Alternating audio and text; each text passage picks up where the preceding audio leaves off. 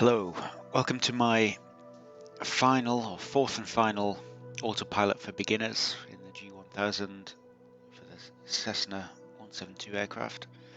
So today I'm going to show you how to do an ILS landing. So we're going to pick the same airport as my same departure and arrival airport as my previous video, which is the RNAV approach. Okay, so here we are. We're going to look into your flight plan. So this is important. For ILS, go to your approach procedure, click change. Make sure you are on an ILS one, not RNAV, nothing else, ILS. So here we're going to change, we're going to do this ILS 10Z. It was actually already on there, but what we do want to change is we're going to go via VODAC, which is our route we did in the last video. So we fly up to here, over there, and then on the ILS approach, come into the airport. So ILS 10, VODAC, click change procedure. Looks like I was already set there, but let's just pick a different one so I can show you. Okay, change. We want this one with VODAC, change procedure.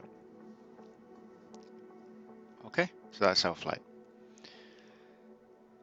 Send that to the avionics. Now, what you might also need to look at here are the charts.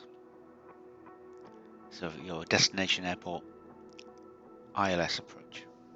Now, I don't know why, maybe someone can tell me in the comments, my ILS, or my navigation radio is automatically tuned to the frequency I need. Maybe I've got some setting which is doing that, I don't know. But what you want to do is go to your chart and find the ILS localizer frequency. So here it's 109.9. So write that down, remember it. Like I say, for some reason mine always has that defaulted whichever airport I'm going to. Some more information here about how you come in.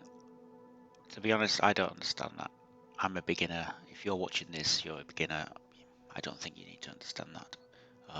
Go and watch some other videos on ILS approaches and they'll explain that far better than I can, so I'm not even going to try. Key thing here, get your frequency, set your approach, send it to the avionics. Okay, so I'm going to stop the video and I'm going to bring it up. So click start recording again, just as we're getting fairly close to VODAC, like I did in the RNAV video. We'll be over here or over here somewhere. I'll show you how to get back on the GPS track, onto the vertical navigation to bring us down to the right height by IFF 10 in order for us to get onto that ILS approach. Okay, so we've picked up the video now. We're a little bit closer to our destination, to our next waypoint. So let's see what's happening. Okay, so shift 2, let's have a look at the flight plan. You can see we're going to come into VODAC, turn right a bit to IFF 10, and then come down into our runway. So what do we want to do first? Let's get us on the GPS track. So we're currently in heading mode, doing 352. So let's switch to GPS mode. GPS mode goes white. As you know, we're a little bit off the GPS track. So we're going to change our heading mode over, and we're going to head towards this pink line, which will get closer and closer and closer to the arrow to make one complete line, and that gets us on our GPS track again. There we go, we've got a bit closer, so the GPS is able to pick up, and we're in business on the navigation front for the heading. So what do we need to do next? We need to sort out our VPATH. We're currently doing 5,000 altitude. So if we click our flight plan, we can see that to VODAC we need to get down to about 4,000, followed by 2,000 for IFF10, 2,000 at FF63, and 1,400 at FF44. So we need to set, if we want to use VPATH vertical navigation, we need to set our target altitude to below 1,400 feet. So let's do that first. Set that down. I have a button on my joystick. Bind it to make this quick.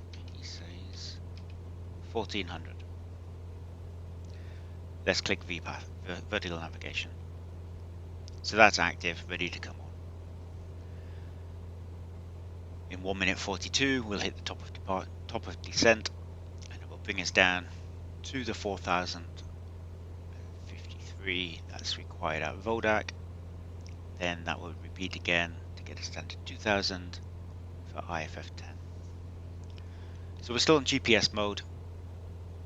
Here the CDI button will change us from GPS mode to the localizer mode, which is what we need for the ILS landing. So like I said when I set up the flight path, you need to take a note of the ILS frequency, and for some reason mine always defaults to what I need it to when I'm choosing my flight path through the kind of the home screen, the world screen, free flight screen. So we're already set on 109.9. If we wanted to do it for 113.9, or even change from 109.9, we can use the knobs, but we want to stay on 109.9, and it's the one that is not circled, this one, which is our active one. Okay, so we've hit our VPATH point now, the top of departure. So we're now coming in, going to come down to 4,000 in time for VODAC. I'm going to just ease off on the throttle a bit now as we start our descent. So once we hit VODAC, we'll go back to altitude hold mode, and it should hold us at about 4,000 for a little bit, and then it will start to come down to get us to 2,000 by the time we get to IFF10. So just the same as the RNAV approach, we're just using GPS and the vertical navigation for now, and when we get somewhere over here we're going to switch. So let's watch this come down. Target altitude, remember, must be set to below or equal, I think it's to below the last waypoint height, altitude. Okay, so we've hit the point where we're going to turn now towards IFF10. This is what this is indicating, 30 degrees, so we're changing. We've hit VODAC, and yeah, we're looking good. Looking good. It's another lovely day in the Caribbean today. It is October, early October, but always seems to be nice there. Which is why I like to fly there. Nice and easy. No winds. Although I guess there's hurricane season sometime around September. Anyway, we've managed to avoid that today, and we're looking good. So heading towards IFF10, and it's 5 miles away. So I'll stop recording here and pick it up in a couple of minutes. Okay, so we've picked it up again. We're coming to our next waypoint, IFF10. So we're coming up to 2,000 feet. The VPATH vertical navigation is getting us there. GPS is still active. That's now going to switch us to a 95-degree heading, which will take us straight in to the airport.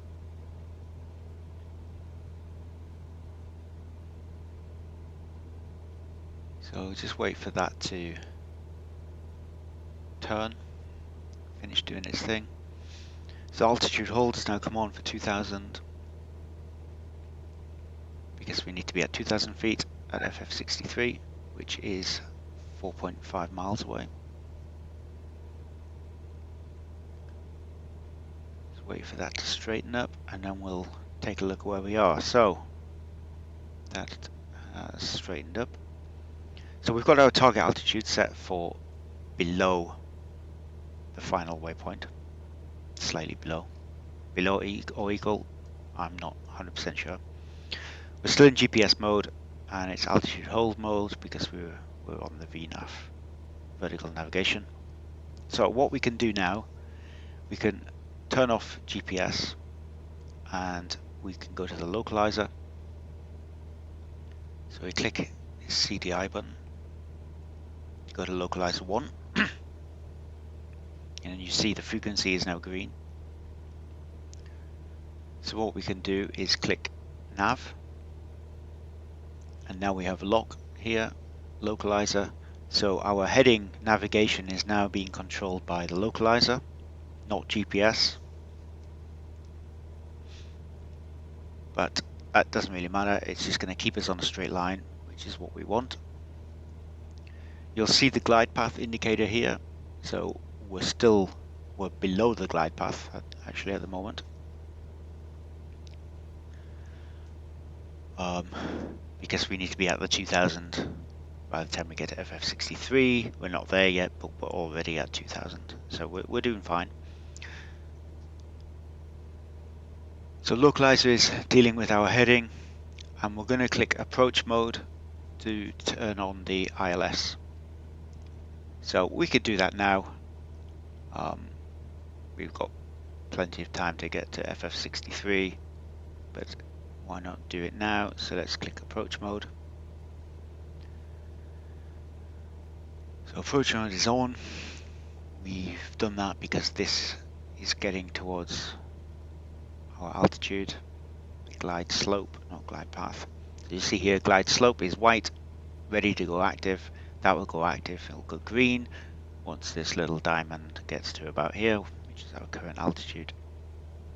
And in fact, you can see the glide slope here. This is what this yellow rectangles are. So we're looking good. Here we are, glide slope activated. So we're heading towards the airport now, heading down. Still on our nice straight line.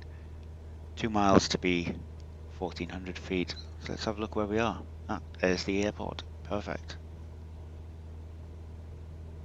Nice long runway, this one. Very easy to land at. Makes it easy for me to do a tutorial because I don't really need to worry about stopping quickly, which can be a bit of a challenge if you miss the threshold of the runway. But as we're doing an ILS approach, we should be good. Okay, so what's going on? So we're dropping altitude. We're going a bit too fast actually, so I'm just going to pull off the throttle a bit. Get that speed down. We want to be landing about 70 perhaps. I want to get the flaps out as well. So we're dropping down. The glide slope is bringing us down. We're on that. That's all good. We don't really need to look at the flight planner anymore now, I think. Let's stick to looking out the window. Fort de France, Martinique. Lovely day. Not too windy. So make a nice, easy landing for us today. So on the glide slope, localizer is on. We're on approach mode. And this will bring us right down to the runway. We'll switch autopilot off just at the end to flare up, just like we did with the RNAV approach. But in this plane, don't necessarily need to do that. We would land fine.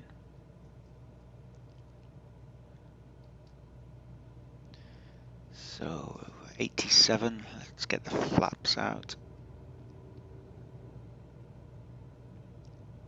Okay.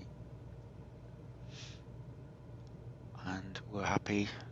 We're just gonna glide on in now. Not touching anything. The localizer for the ILS is telling the autopilot what to do. We just need to monitor the throttle. See, we've slowed down a bit there, so I'm just going to put a bit more on the throttle, just to stop us stalling.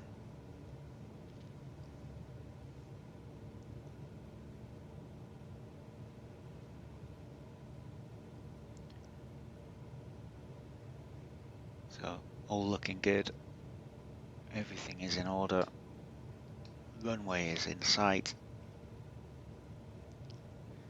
Just need to watch the throttle.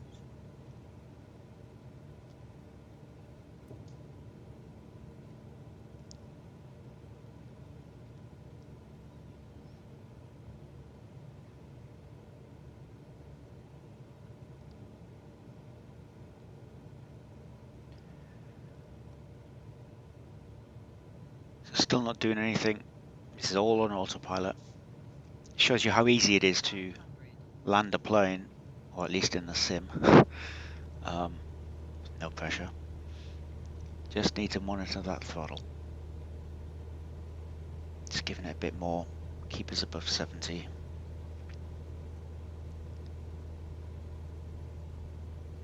I don't know what the landing speed is for the Cessna.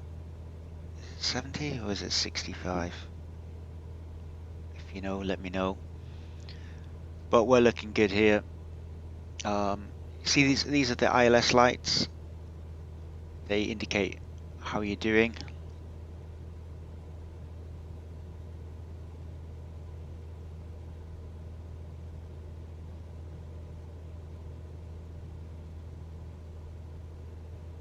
But we're coming in now, so I'm gonna just pull off the throttle. A bit high. I've still got autopilot on. Let's take it off. Kill the throttle. Nose up. And let's try and get a smooth landing. Not that smooth.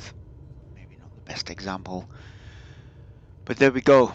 That's how easy it is to do an ILS approach and landing. With GPS getting you into position. Vertical path, vertical speed navigation sorting us out with the altitude before we switched on that localizer. So there we go. It's straightforward, it's easy. Other YouTubers will have much more detailed information. They'll tell you more about what these screens and the various buttons mean, but for a beginner like me, that's as easy as it is. It's quite straightforward. So thanks for watching this small series of 4 videos for beginner autopilot for the G1000. Hope you enjoyed it, hope you found it useful. Let me know in the comments. Thank you.